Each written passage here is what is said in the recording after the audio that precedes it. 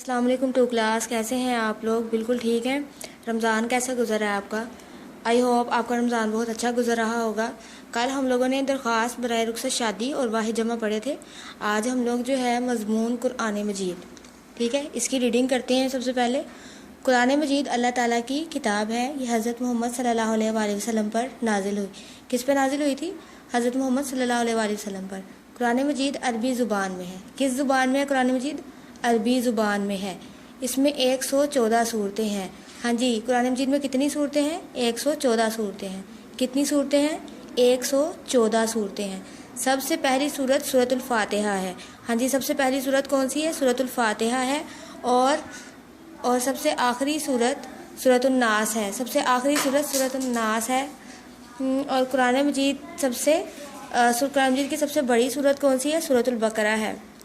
कुरान मजीद की सबसे बड़ी सूरत कौन सी है? सूरतुल बकरा है। और आखिरी सूरत सूरतुल नास है। और सबसे छोटी सूरत सूरतुल कौसर है। सबसे छोटी सूरत कौन सी है? सूरतुल कौसर है।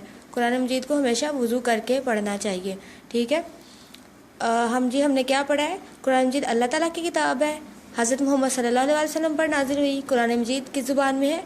अरबी ज़ुबान में है। इसमें कितनी सूरतें हैं? 114 सूरतें हैं। सबसे पहली सूरत सूरतुल फातिहा है। आखिरी सूरत सूरतुन नास है। कुरान मजीद की सबसे बड़ी सूरत सूरतुल बकरा है। और सबसे छोटी सूरत कौन सी है? सूरतुल कौसर।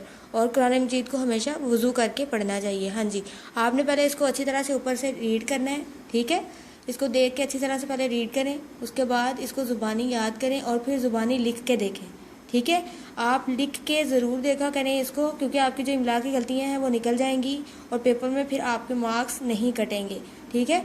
इसको आप लिख के देखा करें। और ये सूरतुल फातिहा जो है इसको भी आपने लिख के देखना है, ये वाला वर्ड, ठीक है। और जो है आपको मुश्किल लगती है चीज़, वो आप इसको लिख के देखें अच्छी तरह से।